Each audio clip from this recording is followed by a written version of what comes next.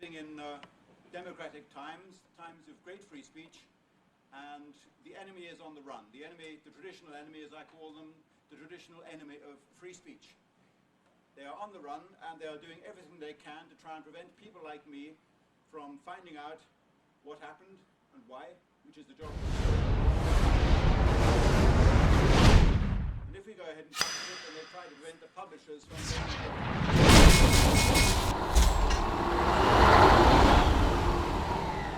maximum odium from the ordinary members of the public who are beginning to suspect that things are being kept from them. I think that the most telling incident in my life, which has happened within the last few years, occurred a week or 10 days ago. For the last 10 months, the BBC and I have been planning a documentary film on this growing onslaught on free speech. It's not my idea. A BBC television producer approached me in October last year, saying that he had been commissioned by the BBC to film a documentary on freedom of speech, and the BBC decided they were going to make this television documentary not only for themselves but also at the commission of a number of European television corporations who were rather puzzled by the fact that 50 years after the war is over, increasing numbers of otherwise innocent citizens are being cast into prison in Germany and Switzerland and France and elsewhere, not in the United States, not yet in Canada, I understand, but they're actually being imprisoned in Europe for violations of the laws that are being introduced for the suppression of free speech. And a number of the journalists finally have woken up and smelt the coffee. They realize that the fight that people like me, people like Paul Fromm in your own country in Canada, have been carrying out with great anxiety and anguish for the last 10 or 15 years at our own expense and own cost, and with the burden weighing heavily on our shoulders. The journalists have finally woken up and realized that it's their fight too that we're fighting, because at the bottom line is freedom of speech is an ineradicable right, and once it's been eroded at one corner, it'll begin to fray away all round until finally there's nothing of it left.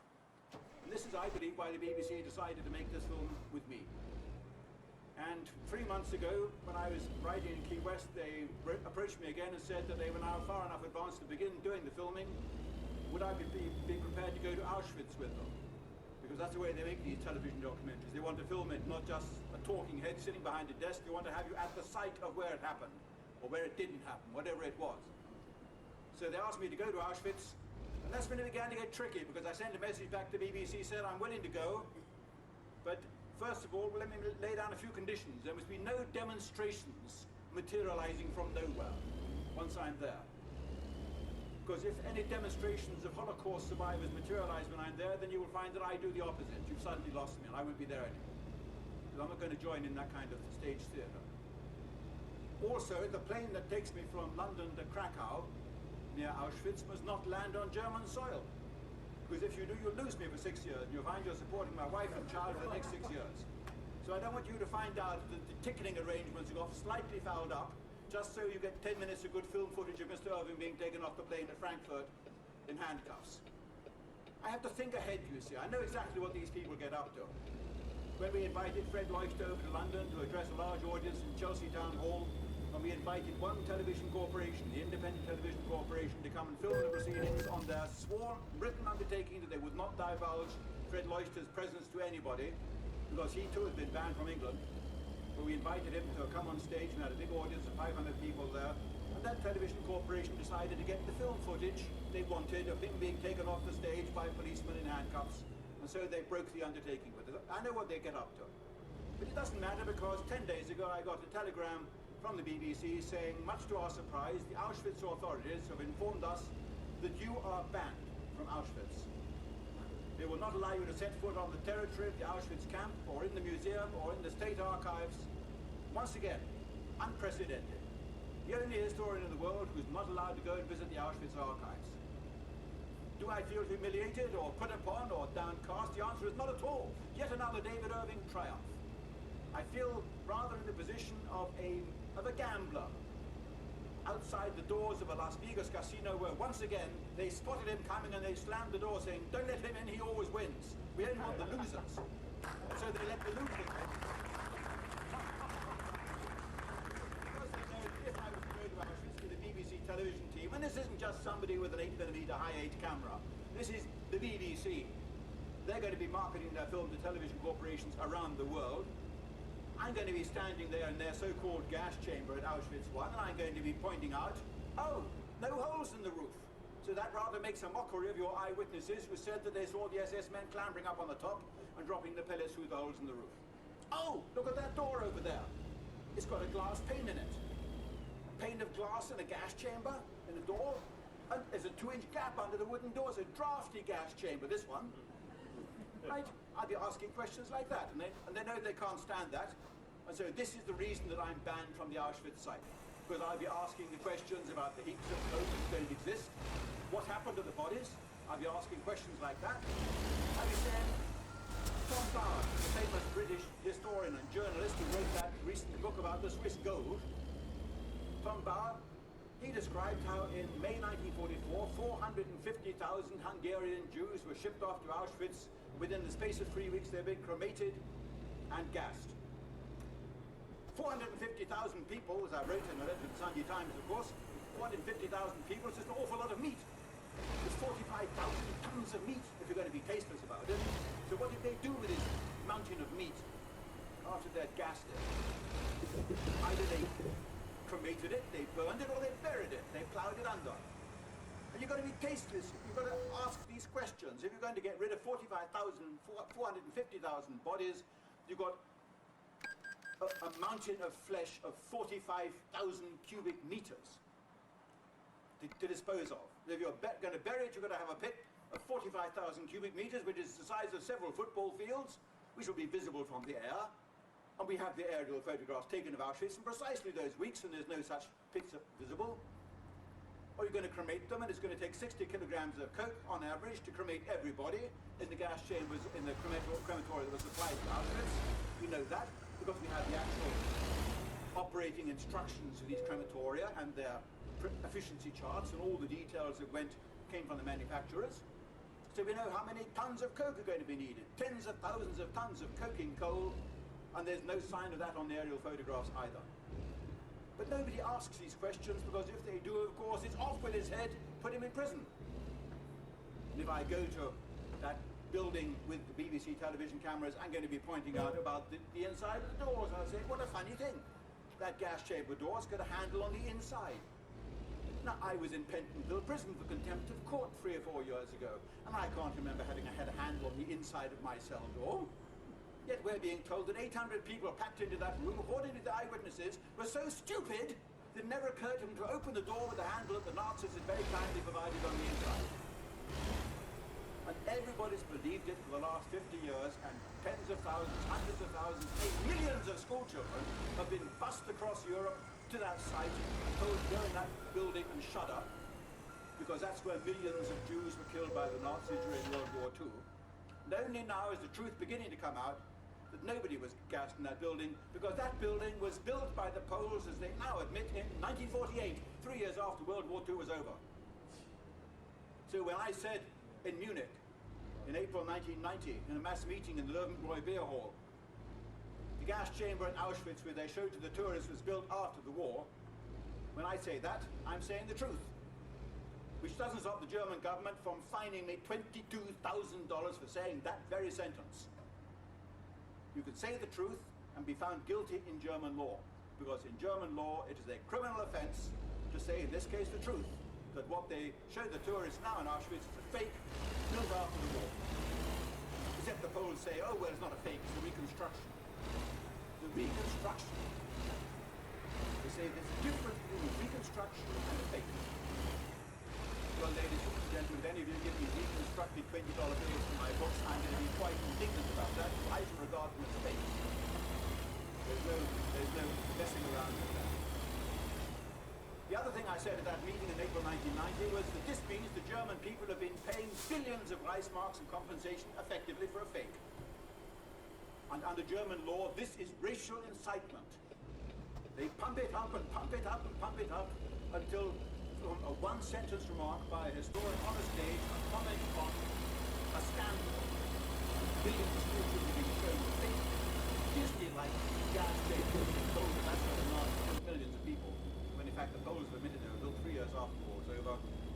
If I then comment this means the Germans have been paying for a fake, this is racial incitement. Once again, fined thousands of pounds, thousands of dollars for racial incitement. And it gets worse, ladies and gentlemen, because a few months later I went and delivered another speech, not in Munich this time, but in Mannheim. And the chairman at that meeting was Günter Decker, a good friend, the head of a right-wing party in Germany called the National Democratic Party of Germany, a legal, constituted German party, a political party. For several years, nothing happened. Then the onslaught began. They decided that people like Deckard, people like me, we had to be rounded up. 1993 was my year. I was put on trial for that remark. I was fined the $22,000.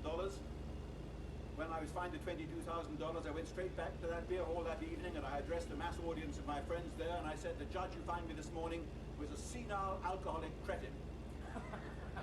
Which brought another $10,000 fine.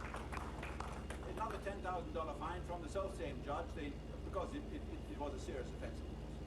Poor old Günter Deckard, of course, he couldn't get out of Germany that easily.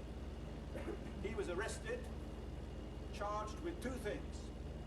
He had interpreted at a conference where Fred Leuchter had spoken in Germany, because Fred Leuchter, bless his heart, can't speak a word of German. So he had spoken on the stage, and Günter Deckard had stood next to him and translated his remarks to this small audience in Mannheim. For having interpreted Fred Leuchter's lecture, Günter Deckard was given a 2-year prison sentence. He was already removed from his job as a school teacher. He was given a 2-year prison sentence, and he is still in prison. The 2 years is long past, but when that 2 years was up, they started another prison sentence against him. This time he was charged with having chaired the meeting of which David Irving spoke. And under the words, gas chamber shown to the tourists, fake, this means the Germans have been paying millions of Deutschmarks for a bit. I was put on trial too. He said that I didn't do them the favour of going. But by that time, 1993, I'm banned from Germany. November the 1993, I was banned from German soil and not allowed to go back. So when the German judge sent a charge sheet ordering that I should go to Germany to present myself in court, and my German lawyer said, yes, you must really attend this hearing, Mr. Irving, your attendance is compulsory. I said, tough, Jeffy, I'm not allowed to go to Germany. I'm banned from German soil, that includes the German courts. My German lawyer, who's a bit naive, said, but Mr. Irving, I will get a laissez-passer from the courtroom, from the judge, in which he grants you free passage into Germany for the trial. I said I want free passage out of Germany after the trial, too. So it's not as easy as that. So I didn't go, so they went ahead and held the trial without me, but they couldn't do it in absentia against me, so they just put poor old Günter Deckard on trial. And he was given another 2-year prison sentence for having chaired the meeting, just sat next to me while I spoke. And on this occasion, he was accused of having listened while I said those 2 incriminating sentences. And my German lawyer came and visited me in London. We sat in my kitchen. We pored over the transcript of the speech which the German police had made, because every political meeting you address in Germany, they've got a policeman sitting in the back with a tape recorder. It's like nothing has changed. Nothing has changed in Germany for 100 years. The Weimar Republic, the Third Reich, the Bundesrepublik, nothing has changed. The lawyers still click their heels, but they don't salute, they don't wear armbands, but they still know how to obey orders. This is Germany. And the police sit in the back and they make the recordings. That's how the judge knew I'd called him a senile alcoholic cretin, because the police rocked with laughter, of course. The police rocked, just the same as the Canadian immigration officials who took me in handcuffs from the courtroom here in Niagara Falls on the other side of the bridge to Pearson Airport in Toronto, had me shackled and put on the floor of an Air Canada plane to send me back to England in November 1992. Those Canada immigration officials who conducted me in that van from the immigration hearing to the airport, they told me anti-Jewish jokes the whole way to the airport. I never heard of anything like it, and I thought, this is a setup. I'm being filmed. This is candid camera. And I just sat there. And the police in these meetings, they're rocking with laughter when I call the judge a senile alcoholic cretin. But they go straight, they know where side their bread is buttered on, and they report back to their superiors. So we had the police transcript of what I'd said at that meeting with Günter Deckard. And it turned out I hadn't said that at all. I'd said, yes, the gas chamber shown that the tourists are fake. I said that sentence, but the other one about this means the Germans have been paying for a fake, I hadn't said that at all. It's quite clear, it's not in the police transcript, it's not on the videotape, it's not on the audio tape, I didn't say it. Back they go to the judge. Deckard is back in the courtroom, the final hearing. The judge says, it is quite plain that even though Mr. Irving didn't say this, he intended to say it. This is Germany, the German judicial system. It's plain that although Mr. Irving didn't actually say these words, he intended to say the words. And it's plain that Mr. Deckard, as chairman of the meeting, was aware that Mr. Irving intended to say the words that he didn't say. 2 years more in jail for Mr. Deckard. And he's still in jail to this very day, which is why I put the face of Günter Deckard on my website and an international appeal for people to send him their support and letters of sympathy and comfort, because he's now been in jail for over 5 years in modern, democratic, freedom-loving Germany. And he's not the only case. People who are more or less deserving, Udo Wellendi, for example, another writer and revisionist historian, who's done some very good research work and some very good, he's very bold, very brazen. Foolish too, perhaps, with the things that he's published. He thought he made the mistake of believing he was living in a democracy and in a free state. So he published things. On this occasion, the judge said to him in his hometown when he was put on trial a year ago, Mr. Wellendi, it's a pity that when you published this brochure on, I think, the Crystal Night or something like that, 1938, it's a pity you didn't also say this and this and this. Then you would have been beyond reproach, and I couldn't have done anything against you. But you didn't say this, so I'm going to sentence you to 2 years in jail, and he is already serving that sentence. You notice these aren't suspended sentences, it's off with his head, taken to jail tomorrow, straight away. This is modern Germany. And as the newspapers finally said in Germany on this occasion, the journalist there said, journalist or historian Wellendi is being sent to prison for what he didn't say. They finally realized what the judge had effectively said. He couldn't impugn him for what he'd actually written. He was going to punish him for what he hadn't written, for what he'd left out. And so he's in jail. And so it's going on in Germany the whole time. I get a letter a few days ago from a friend of mine, one of my supporters, a young man called Michael Will. It's a rather sad letter, very carefully couched and phrased, in which he says, I'm writing to all my supporters to say, please take my name off your mailing list for the next 10 months, because for the next 10 months I will not be in a position to receive mail from any of you. He's very careful how he phrases it. He doesn't want to make it look in this letter as though he's informing us of what's happened, or why, or criticizing the judgment, but he's been given a 10-month immediate prison sentence for having published one of the brochures I've got on the table outside, in fact.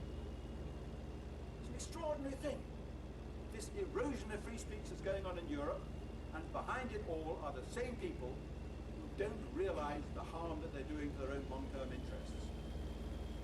You know, a few months ago, I was in New Orleans. I can't say that probably. All these towns in the United States, you have ways of pronouncing. I was in Louisville a few days ago, and I told it's Louisville. And if you're in Missouri, you're not really there until you say Missouri, and so on. But so I was in New Orleans. I was in New Orleans anyway in a synagogue. This is the interesting part. I was in a synagogue. It wasn't a dream. I mean, sometimes you have dreams like this. You dream you're in a synagogue, you're standing there naked, and all these Jews are looking at you wondering why he's naked. You have this kind of dream. I'm sure that if I was Freudian, I would have that kind of dream. But no, this was real life. I was in a synagogue, at a microphone, surrounded by 1,000 people, about half of whom were Jewish, and the other half were normal, non-Jewish people. And on the stage was Daniel Goldhagen. I mean, I admit it does sound a bit like a nightmare. But he was on the stage and he was droning away about Hitler's willing executioners. You know his book, the book which proves that not just the Nazis, not just the SS, but every German, born and unborn, wanted to do harm to the Jews. And he's written this book, and he's a professor at Harvard, and I'm glad to say the possibility of his getting tenure at Harvard is now gravely in doubt, because finally the other historians have woken up and have spotted the flaws in his research and said, you can't get away with this, Daniel. So even his father, who's a professor at Harvard, can't protect him. I think he's not going to get tenure. That was the last I heard. But he came and he lectured to us in a kind of mentally deficient voice. That's the only way I can describe it. Like somebody whose half of whose brain has been removed. The sentences never quite came to an end. They never focused. They diverged. And you wonder how he had got his job at Harvard in the first place, until you realize that his father was a professor there, which may be connected with it. Probably his father showed him the way. Anyway, he lectured for an hour and a half on the fact that all the people who pulled the trigger were Germans doing it because they liked it. They wanted to kill the Jews, and they all volunteered for the job. Me, please. No, I said it first. This was the kind of book that he'd written. But of course it's not true. I said, when I got the microphone, the floor microphone, as soon as he finished speaking, I camouflaged my English accent as far as I could, because I gathered that he would guess within the first 30 seconds or so who I was. But I said, you know, you and I are writing from different ends of the scale, Dr. Goldhagen. You're writing the story from out in the front line with the Nazis pulling the triggers, whereas I'm at the other end of the scale, and I'm an expert on what happened at Hitler's headquarters, where the orders were or were not given for this. So, and I said, but what worries me about your lecture is the way the Jewish people are now going. You have addressed throughout the last hour and a half the question of who pulled the triggers, but you haven't asked the question why, or answered it. If I was a Jew, I would want to have the answer to that. I'm not Jewish. So far as I know, I have to say now, so far as I know, because look what happened to Madrid.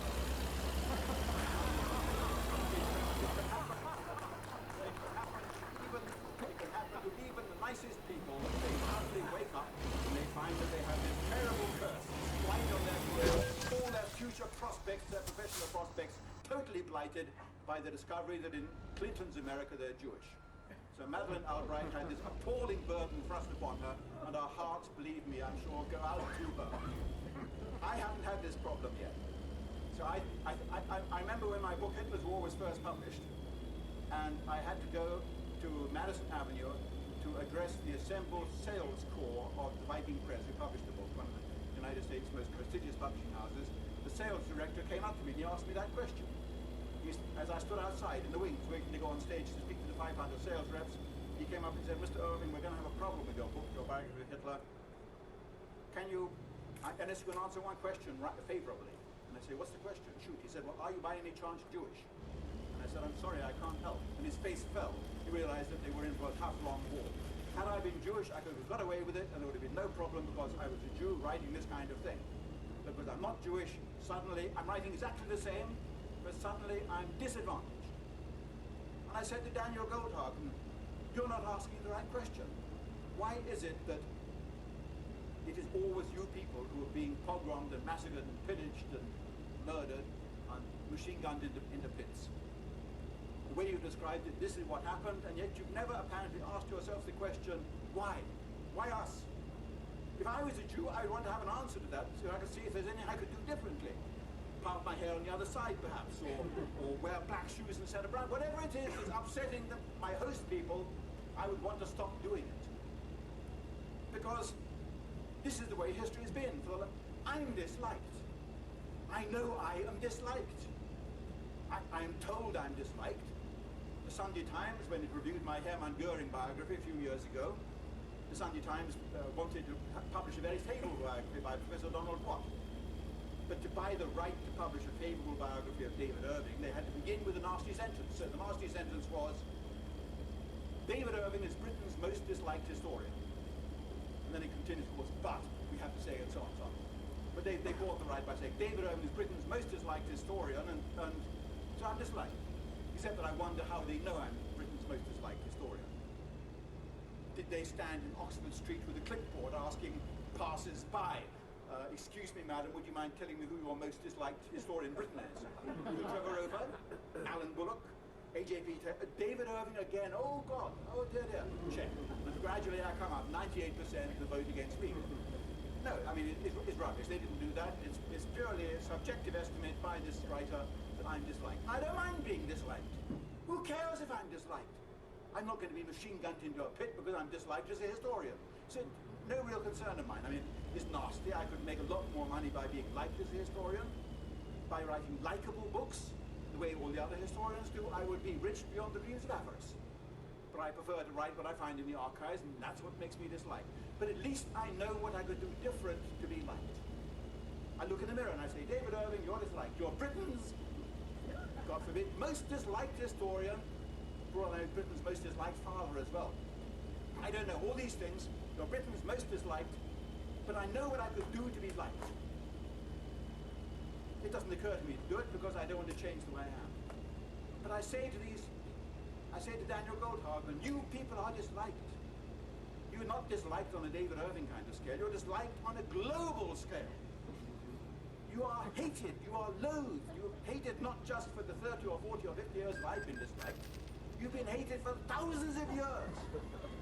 No sooner do you arrive in a country as a people than within 50 years you've got to move on, because you're already unwelcome there. Is it the way your host people are, or is it the way you are that creates this situation? And don't look at me, because I don't know the answer, but if I was a Jew, I would want to have that question analysed, not the question of whose finger was on the trigger. I would want somebody to sit down and start raking over all those sore points of, is it the way the Jews are? I said this to it's in my action report, you can see it in my radical diary. I spoke at a school in Wolverhampton, in England. Remember, I offered a prize for the pupil who offered the brainiest question at the end. I said I'd give a free book to the pupil, and a particularly shaggy pupil, an unkempt, disheveled girl stood up and asked a very brainy question. So I complimented her and gave her the prize. It turned out she was a history teacher. At this point, she said, well, possibly the reason the Jews are disliked is because they're so good with money, and they're so astute with finances. And I said, but that's pure racism to say that. You're saying that a race is better at doing something than another race. That's racism. And of course, when she heard that word racism, she shriveled inside herself. She didn't want to be accused of racism. So that explanation was out. But there must be something. And I would volunteer that there may be anti-Semitic say, God forbid anyone calls me anti-Semitic, because despite everything, I think that I'm not an anti-Semite. I don't like people like Abraham Foxman. I don't like people like Edgar Bronfman and their self-appointed leaders, because I think they're doing immense harm to the ordinary Jewish people. That doesn't make me an anti-Semite. No. If I'm going to volunteer the reasons, I would say the reasons why they're disliked are probably because they are perceived as being greedy. Inordinately greedy. And this latest business of the Swiss gold is one more example. It's a horrible example, and the Jewish community in Switzerland and the Jewish community in Britain are aghast at what's going on with Senator D'Amato and Edgar Bronfman and their ridiculous claims, all the money, all the teeth, all the rings, all the gold. Gold! It's ours! It's ours! Gold rings, gold teeth, it must be ours. We demand it. Gold in the Swiss banks, it must have come from the Nazis. It's ours as well. It's all ours. Ours, ours, ours. And then later on, 50 years later, they say, why us? Why us? Why us? And they don't see the connection between these two little phrases. Everything's theirs except they don't want the bullets that go with it. Yeah. They don't want the bullets to go with the hatred that's generated by their own greed. Now, this isn't anti-Semitism to say that. It's a pure statement of fact that ordinary non-Jewish people are looking at them up to their antics again and saying, there they go, getting away with it. They're using methods that in any other profession would be called a protection racket, extortioneering, blackmail. They're using methods against the Swiss, who are, to my mind, the most boring and inoffensive and innocuous people on earth. I don't mind what happens to Swiss bankers, but it's amusing to watch it happening. And they're using these methods, and 20 years from now, they won't put two and two together and say, could there be a connection between what we did back in 1990, 1998, and the way we're hated generally now? And the answer is, they won't allow that, because anyone who's been saying that for the intervening 20 years is being accused of being an anti-Semite. I see the little bit. When that list of 1,700 names is published in all the national newspapers, you remember? That list of all the names of the unclaimed bank accounts? Automatically everybody said, that's Holocaust survivors, Holocaust victims. They couldn't claim it because they all went up the chimney in Auschwitz, so they couldn't go and claim their money. The wise Jews, and there are some wise Jews in England, Chaim Berman, who died a few months ago, he wrote an editorial saying this perception, this campaign is adding to the stereotype of the wealthy, avaricious Jew who scarcely arrived in a new country, becomes immensely rich, realizes he's soon going to have to move on, flings the money out of the window in time, ahead of himself, can't quite get out in time himself, so the money is lying out in the garden where he left it, and he's gone. That's not the way he put it, but that's the way, the fear he expressed, that this campaign was generating fresh hatred. When that list was published, quite a few of the names on that list, of course, turned out to be Nazis who couldn't go and claim the money because they'd been hanged in Nuremberg or elsewhere, or in Czechoslovakia. I remember looking down the list, running my finger down the list when it was published in the Miami Herald, looking for the name Irving. I'm sure you did the same, not for Irving, but for your own names. I thought, my father, Navy officer, commander in the Royal Navy, fighting desperately these North Russian convoy battles from Iceland on the way to North Russia, carrying the convoy supplies through to Stalin and his troops. He may have had time to stop off at a local branch of the Swiss bank.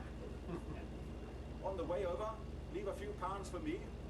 After all, if these gentlemen were able to do it, then why couldn't my father? Well, apparently he was in different circumstances. He wasn't in a position where he could go dropping his fortune into a Swiss bank for his successors to go and pick up years later or to claim.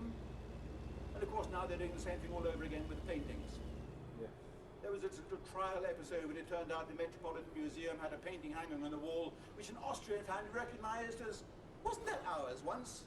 So they said, yes, we'll have it back. We demand it back. Very interesting. And Morgenthau, the public prosecutor in the New York State, I believe he actually issued a claim for them. It was beaten back eventually, but they didn't win. But now all sorts of families have come on the same idea. I clearly remember a painting like that hanging on the wall of our drawing room in Vienna. It's ours. This is the kind of basis of the claim that's being put forward. But they're getting away with it in the insurance claim. They're all saying, well, it's unjust. We should prove that our Aunt Edna died in the gas chamber. How could we?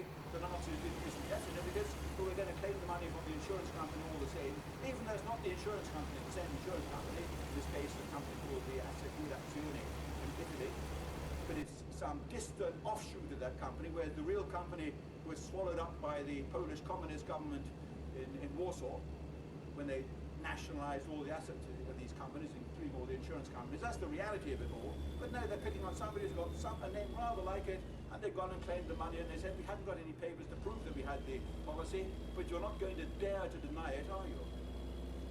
The name Mel Mermelstein may mean something to you. Mermelstein, who won a lot of money from the IHR, the Institute of Historical Review, who were foolish enough to offer $50,000 to somebody who could prove that there were gas chambers.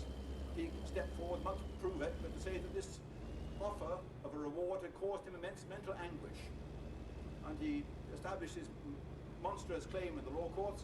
Unimportant here, what is interesting is that Willis Carto published a book on the Mermelstein case, and there's an appendix there of an extraordinary letter written by a lawyer for a Hartford, Connecticut insurance company, which is being sued by Mermelstein for some fraudulent claim. The same Mel Mermelstein has put in a fraudulent insurance claim for hundreds of thousands of dollars, and the lawyers for the insurance company have written a letter to the insurance company advising them to settle with him because he's a Holocaust survivor.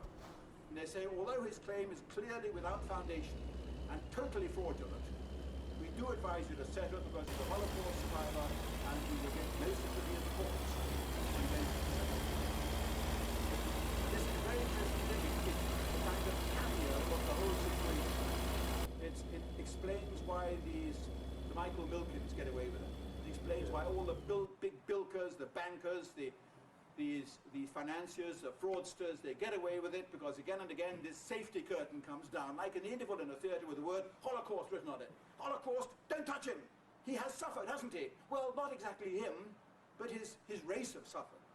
And this global blanket of excusing him, of excusing the race, this apologetic blanket is extended over the entire race and allowed to get away with it because of the Holocaust.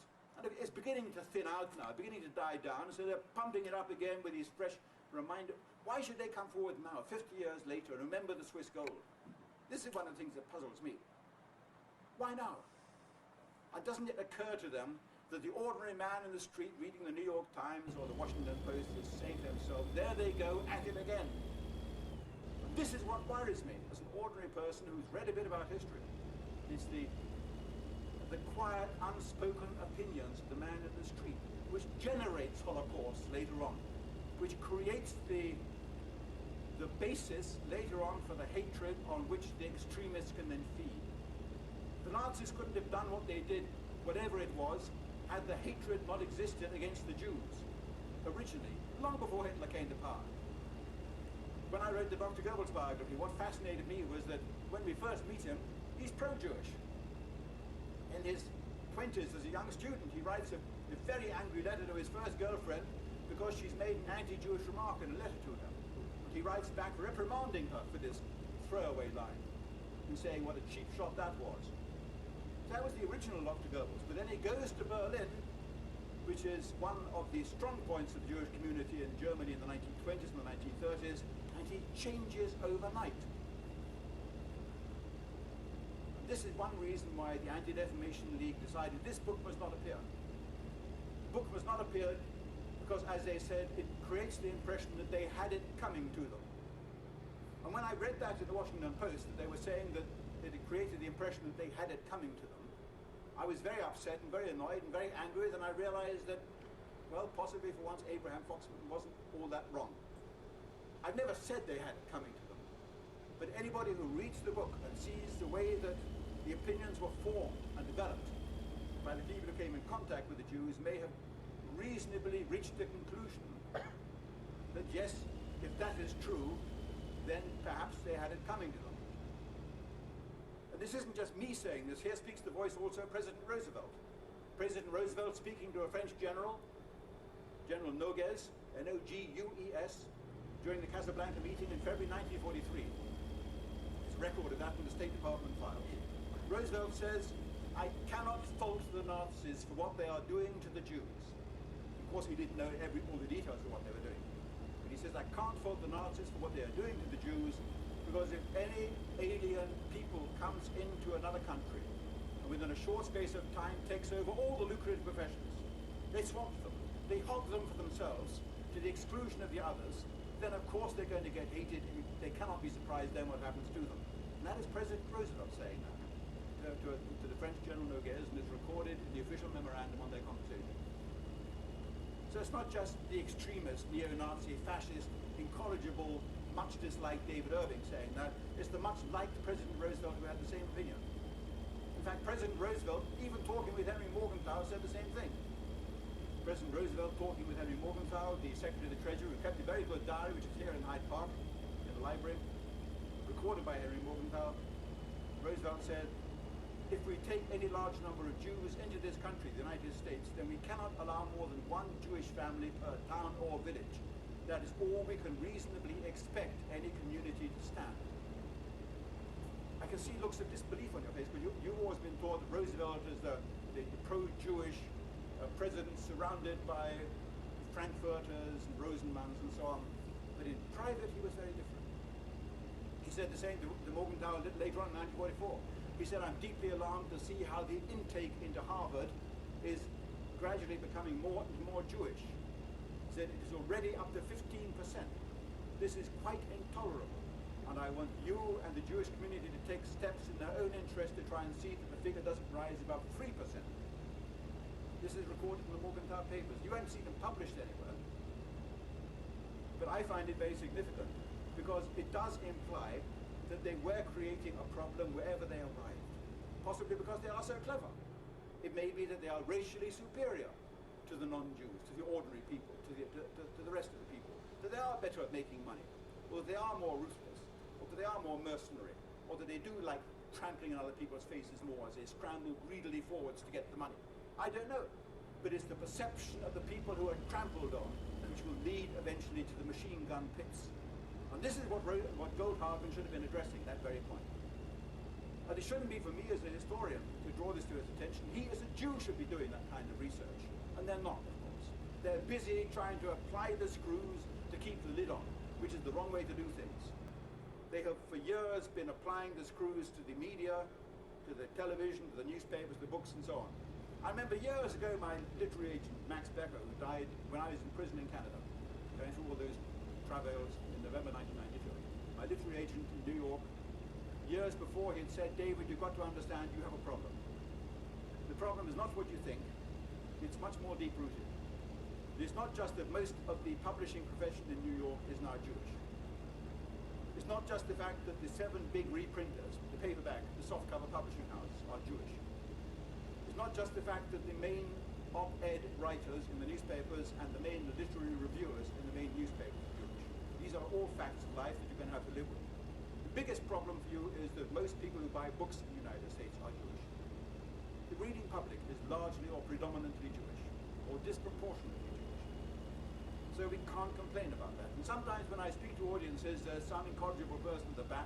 They usually wait until there's a TV team filming. And they stand up and they say, "Mr. Irving would like to tell us what's your opinion about the Jewish domination in the media." my reply is, I don't care. You get the domination that you deserve.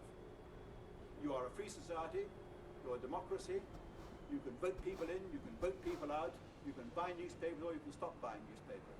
And if it turns out that the Jews make the better TV films or the better Hollywood movies for the non-Jews, then so be it. That's what being in a free society is about. You're going to have to live with it. However, if they use their predominant position to disadvantage us, the non-Jews, then I get angry. And that is what's beginning to happen. They are using their predominant position, in the televised media in particular, to disadvantage the revisionists. Sometimes in nitpicking little ways. There was a film on television a few months ago which showed a maniac. A true story of a maniac who had killed members of his family, hacked them to death, and murdered them, and it's a kind of a psychopathic story. He's shown being, having talked his way out of prison, and he's got back home, and he opens a package, and out of the package is a book that he's ordered, and it's a book by me. And yes, that's the way the television companies do it. It's my Rommel biography, published by the leading publishing houses around the world. But there it is, held up on the screen for the fraction of a second, just to sink in, at the same time as the camera then lingers on the pin board behind him on the wall with Ku Klux Klan photographs and swastikas. And there's a book by me. The Calgary Herald, a few days ago, they're searching for Pat Ryan, aren't they? Pat Ryan? He's a terrorist who's wanted in Calgary, and there's this Calgary Herald article, and there's a photograph of what they found in his room when they searched his room. And there's a book by me, photographed by the newspaper, put on the front, and it's the Viking press edition of Hitler's War. A bestseller. 500,000 copies sold in this country, but you wouldn't gather that from the way that it's described in the caption of the Calgary Herald photograph. Neo-Nazi materials found in the room of Pat Ryan, the wanted fugitive. I don't think the Calgary Herald is funny. But this is the way they do it. Bit by bit, drip by drip, they use their position very cleverly to erode the positions of the revisionists. And they're very indignant that we are now fighting back, rather like Rommel, not on the main front, but coming round the side. They're coming round the side on the internet, where they've got no control yet. They hadn't expected the internet. 2 years ago, the internet wasn't there, really. It suddenly mushroomed, suddenly, like topsy, grew and grew and grew, until it's filling the whole room. The internet is there, 200 million people with their computers at home, and the Jewish community who thought that they had everything securely buttoned up and under control have found out that there's this other thing there leering at them. In every television screen, in every computer screen, in every private home in the country, and it's getting bigger and bigger by the hour, they can't control it. But they're trying. They have developed software now, 2 pieces of software. One is called Cyber Patrol, the other is called Surfwatch. There's probably more whose names I don't know yet, but I know about Surfwatch because my website is already listed on it in blocked. And what they try and do now is to get the education systems, at least the colleges and schools, compulsorily to have to install the software on their computers so that the students who go surfing in their lunch hours cannot actually accidentally blunder onto the sites where they're going to learn what I call real history.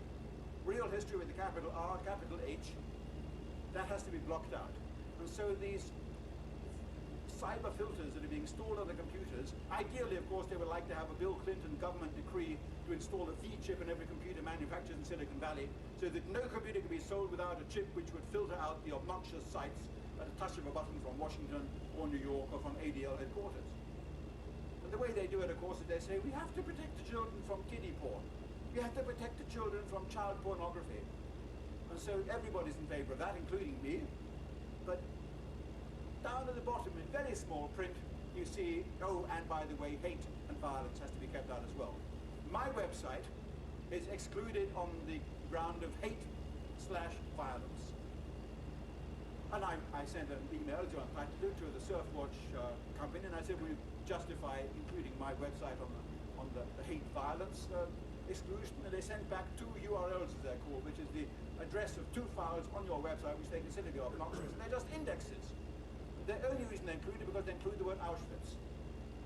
I've got a lot of documents on my website, both for and against, so that people can make up their own minds. But they don't want that, they want just the for. They don't want the against at all.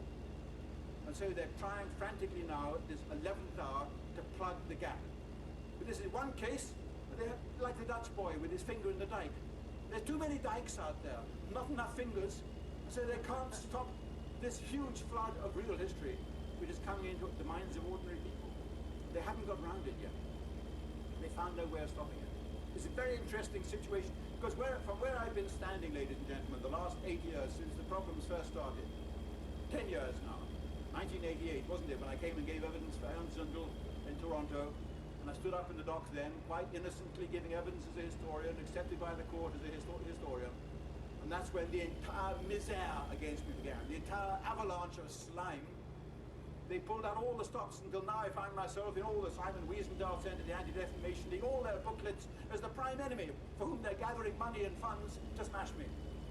I'm the devil and I'm the demon.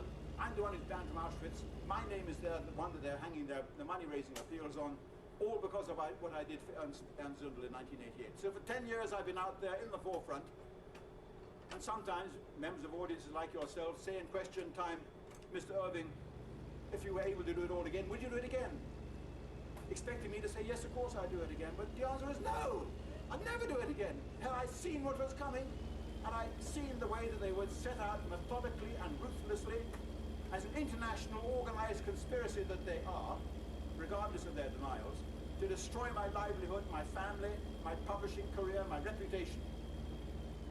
And now I'm fighting back in the law courts in England, as I should have done years ago, with libel actions against Deborah Lipstadt and other journalists who have been defaming me, with the delicious result that they have now had to open their files so I can see what they've got. And you find willy-nilly things there you never suspected that were there. For example, I find, this is confidential, I find that in 1992 when I came back from Moscow with the Goebbels diaries, the only journalist, the only historian in the world who had access to the diaries of Dr. Joseph Goebbels, the Nazi propaganda minister. In fact, I'm the only person who could read them, because they're written in his illegible handwriting. And the envy was enormous, and the hatred was even more enormous, and the campaign against me began. I arrived back in London on July the 4th, 1992, that horrible year. And on July the 5th, the Sunday, the newspapers are full of photographs of me coming out of Heathrow Airport with my suitcase with the Goebbels diaries in it. And on Monday morning, July the 6th, my own publisher, Macmillan, the most famous publishing house in England, who published my Goebbels, my Goering biography on the table there. An internal memorandum, which I've only now seen a few weeks ago for the first time. My own editor, Roland Phillips, says, how many copies of David Irving's books do we have in stock?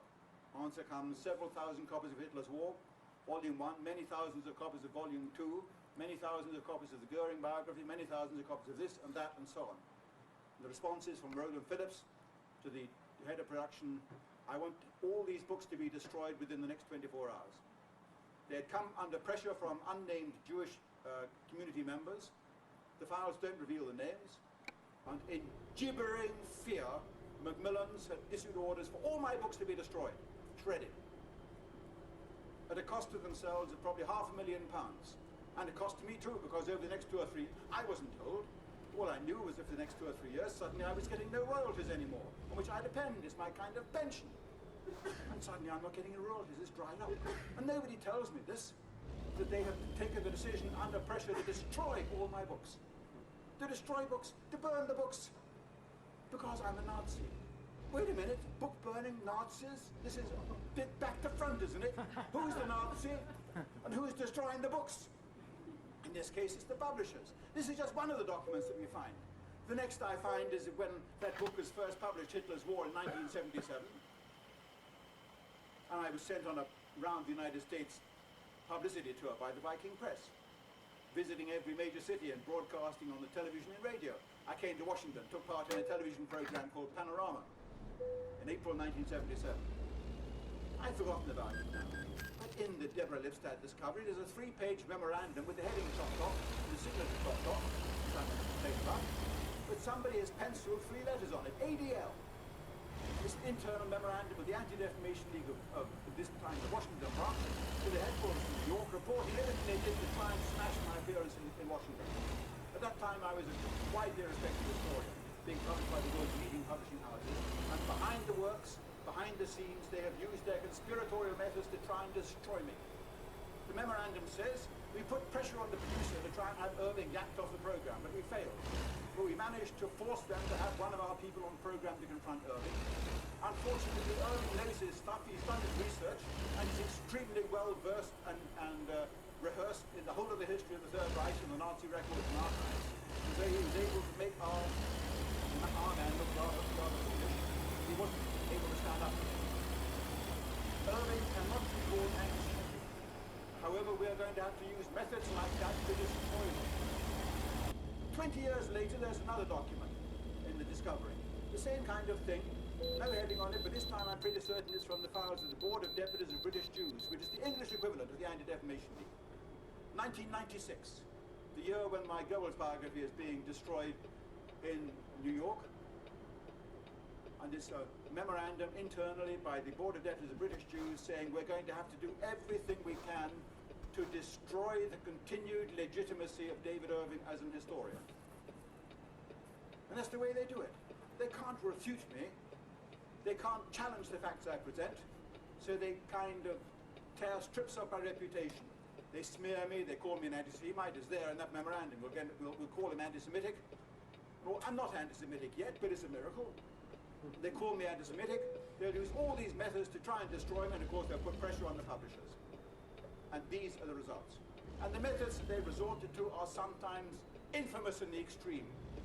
Among the documents that are discovered, I find for the first time the reason why my name is linked with Oklahoma City, with the bombing, with the outrage against the Alfred P. Murrah building in 1995. I was in Key West at the time. Like all of you, I turned on my TV sets that morning and I saw the horrifying pictures, that fireman carrying the dead baby out in his arms and that kind of thing. And I'm not ashamed to admit that I cried when I saw pictures like that. And a few weeks later, I'm telephoned by Newsweek who say, Mr. Irving, we understand that there are allegations that you are linked with the Oklahoma City bombing. And I never knew where these allegations came from, but now I can see in the files of these Jewish organizations that they issued a press release, the Jewish Telegraph Agency. A press release. It is believed that David Irving and other extremists were instrumental in supplying the trigger mechanism for the bomb that was used in the Alfred P. Murrah building, bombing and blowing up in Oklahoma City. And I see this for the first time in a press release, which is never, of course, published in exactly that form, because it's deeply libelous. But that's the way that the rumor mills start grinding. Trigger mechanism. I wouldn't know where to get a trigger mechanism. I'm not that kind of person. I mean, you go to your local Radio Shack and say, can you supply with, or you go to Kmart and say, which aisle do I get trigger mechanisms in? I've got no idea, but the first I see is the Jewish. I'm so angry. I sit down in the lawyer's office and I type a copy of that memorandum, and I went straight back to my home, and I fed that memorandum straight onto my website, so within an hour I had it there where 200 million people could see it, so they could see the methods that are used by these people. I hope they don't find the phrase, these people are anti-Semitic. What else can I call them? These people. They put that press release out, and within an hour I get a message from their lawyers saying, we demand you take that document off your website. You've obtained it as a privileged document under discovery, and you are not allowed under the rules of the Supreme Court to use it for any other purpose than for the litigation in hand. And they did with other documents too that I obtained in connection with Deborah Lipstadt, which I therefore won't mention here. I took them off the website within minutes and then demanding it, but that one I left on. And I'm leaving it on. You can see it there if you're on the internet yourself. I left it on, and I wrote back to these lawyers saying, excuse me, this is a press release issued by the Jewish Telegraph Agency in 1996 to every press agency in the world, to every newspaper in this country and the United States. And you are now claiming that it's confidential, that it's privileged, that it's secret, and I'm not allowed to publish it on my website. Although at that time you were publishing it, your clients were publishing it to every press agency, and I can well understand why they don't want it to be seen now, because now it's known to be absolute baloney. But that's the kind of methods that have been used to smear my name as an historian, make me Britain's most disliked historian. So I said, have you managed to unring the bell? This lovely American phrase. The answer is, of course they hadn't. And they haven't stirred since then because they don't want to make a capitalist charge. They don't want to make a federal case. Because I will go to the judge if they try and have me up for contempt. And say to the judge, put yourself in my position, judge. You find suddenly that you, as an innocent writer who's been trying like any other person to lead an ordinary, decent life and raise a family and pay the school bills and all the rest of it, suddenly you are linked gratuitously and without the slightest shred of evidence or foundation with one of the worst crimes committed on American soil this century.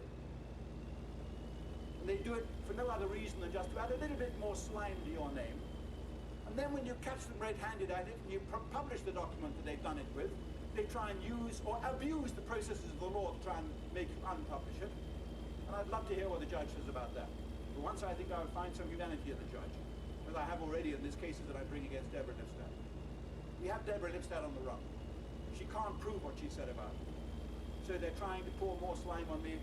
in a horrendous way. It's very nerve-wracking. That's why I say that if I was able to do my life again, these are courses that I wouldn't take. I would prefer to have a much more peaceful life as a historian. Eventually, I will be able to settle down again, because already the English press certainly have got the message that I fight back. Suddenly they started treating me with great respect again.